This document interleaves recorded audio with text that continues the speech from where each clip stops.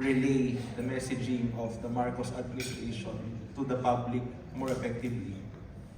No, great question, and that's the challenge that I'll be facing for the next 6 years now. Of course, first of all, it's such an honor for the president to consider me and to ask me to join this administration. It's an absolute honor, as I've said, to be able to serve.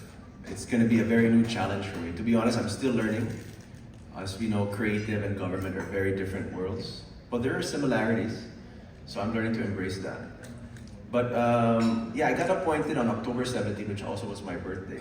So at October 17 to this day, I've been really just building my team, learning my way around the bureaucracy of government. And I plan to aggressively start executing in January next year onwards.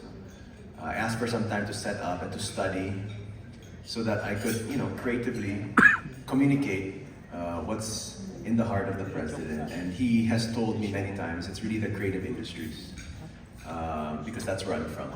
I think he said it in a press con. How can we push this even more? It's already great, but how can we make it greater? And what maybe a lot of you don't know is that the president is, the industry, culture, arts is very close to him. I mean, a lot of our conversations are a lot about film, theater, music. That's what we talk about the most. And he really believes that the Filipino are the best people in the world and also the most talented in the world. But how can we show that? So that's going to be my challenge. And we do have some programs and some ideas in mind. And we hope by around early next year, you'll see some of our executions already. But I'm excited for the challenge because it's what I love to do. I'm from the creative industry myself, and I'm excited to be able to open up my office, extend my hand to all the creatives out there. I'll reach out. I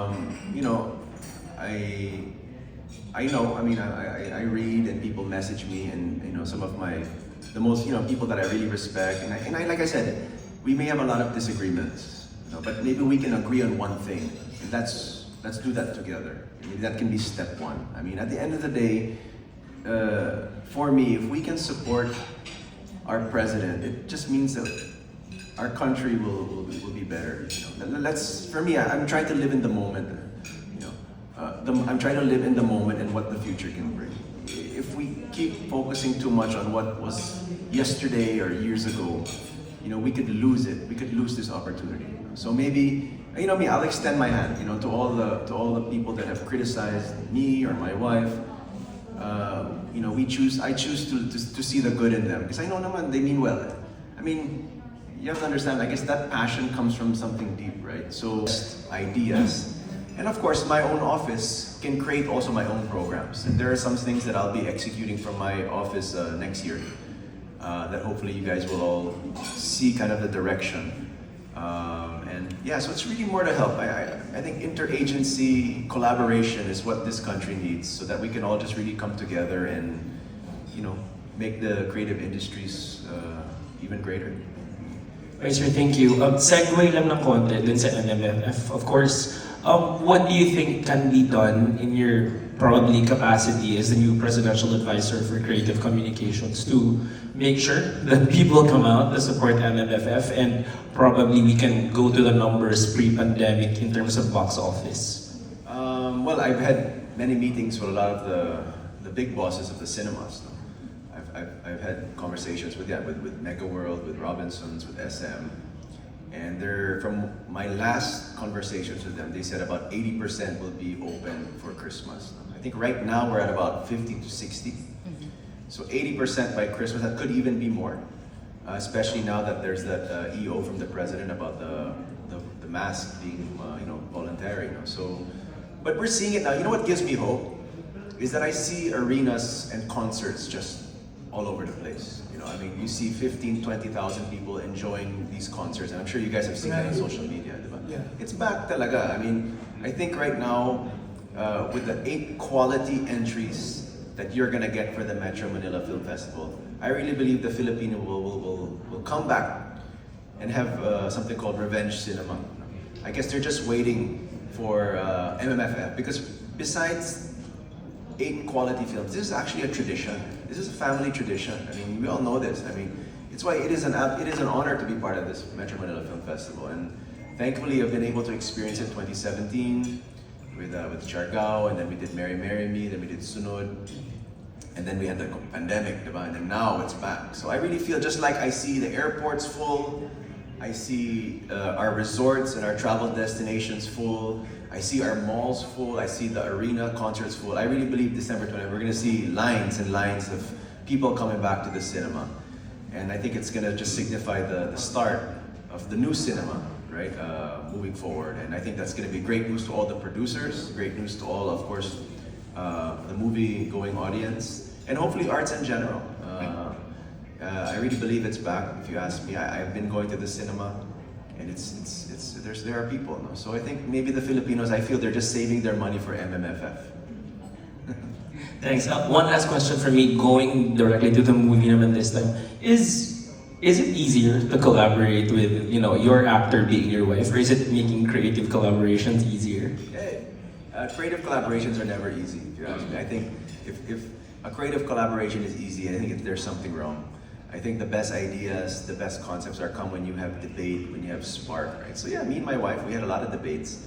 We would disagree on things, you know. So I would give her take, I'll get my take. Even with Joey De Leon, he goes, Direk, can I try this joke? And then parang, oh, it works pala, but sometimes it doesn't work. But then that's how I am as a creative collaborator. I don't mandate, okay, just this way. I'm open, you know, as long as we're within the budget, you know, within the time. So with my wife, yeah, we had a lot of disagreements. But I think what you see in my teacher is the result of that, you know, because of our disagreements, we're able to make the best movie that we can.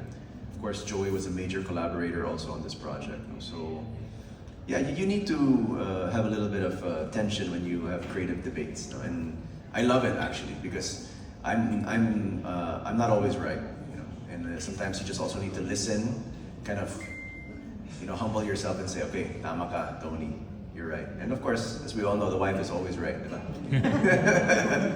Thank you. Tenyo MJ.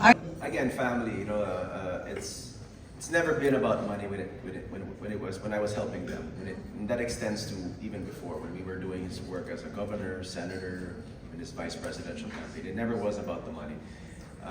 You know, I'm blessed and humbled to say that I'm comfortable with my private companies, you know, with my movies, and you know, of course, with Toni, she has.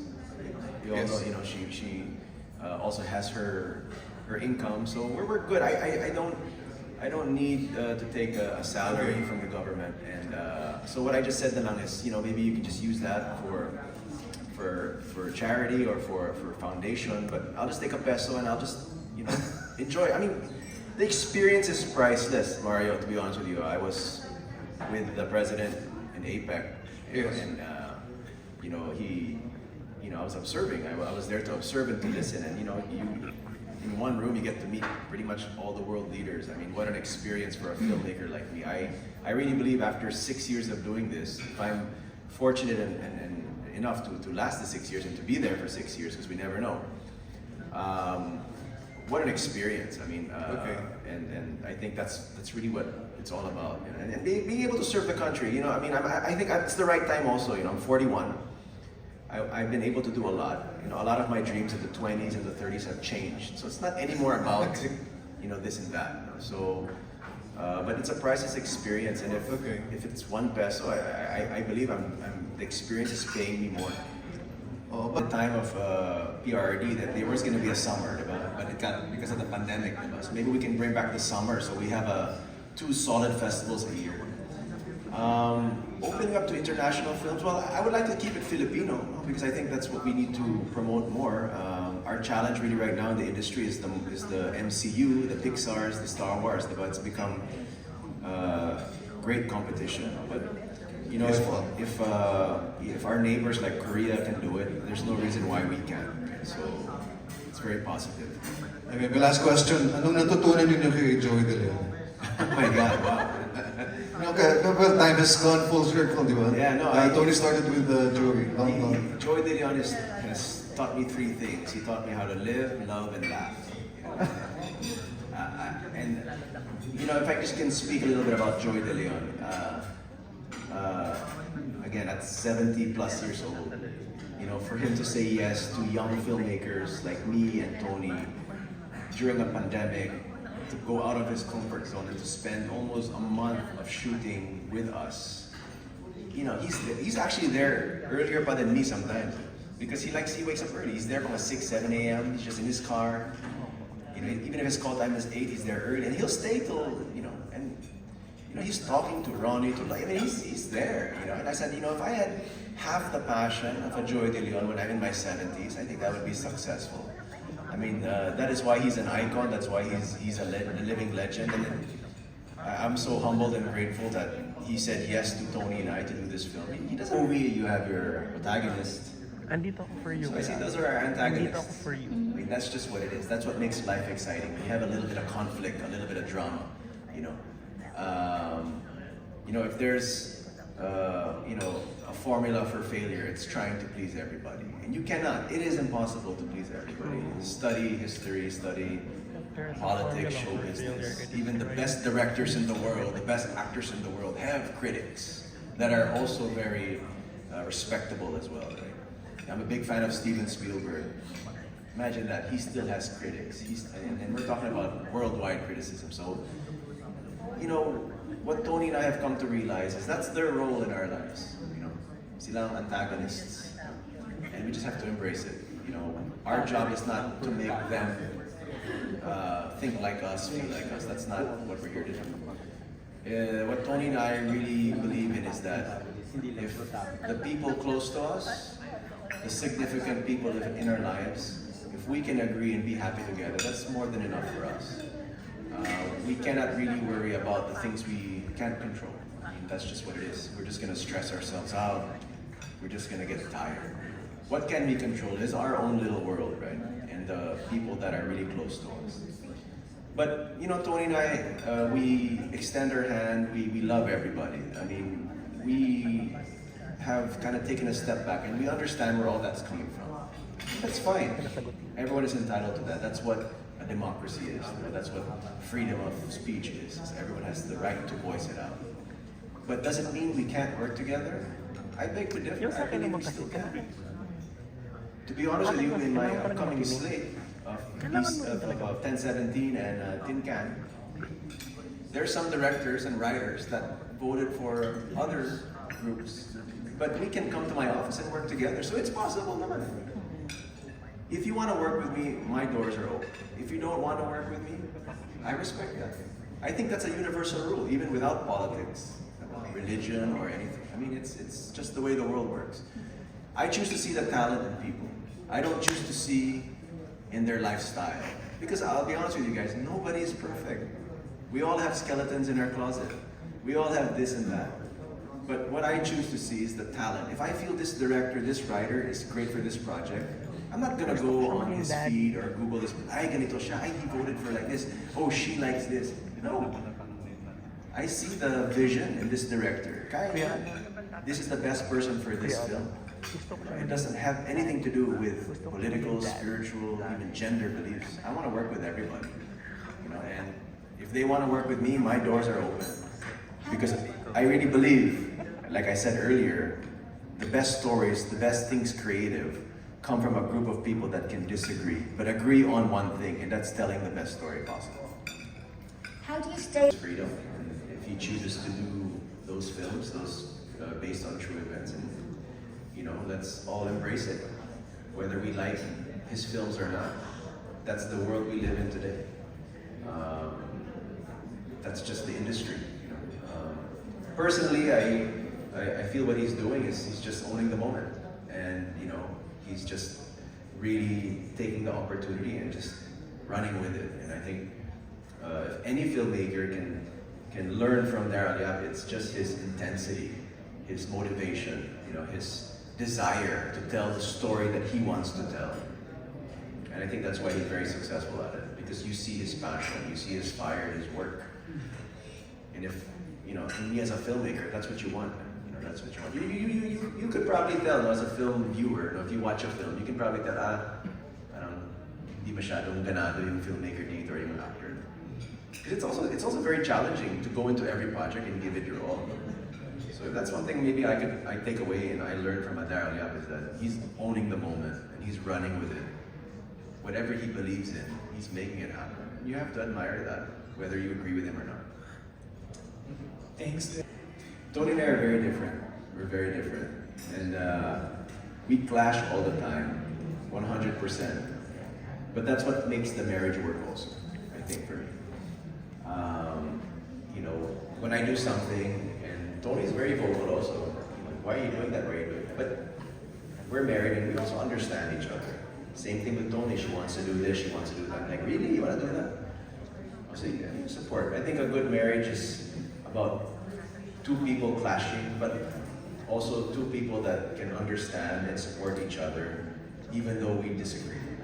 And that's why I keep saying, you know, I think if I can take that philosophy, you know, in our marriage, 7 years na kami, 7 years plus mag-8 na next year.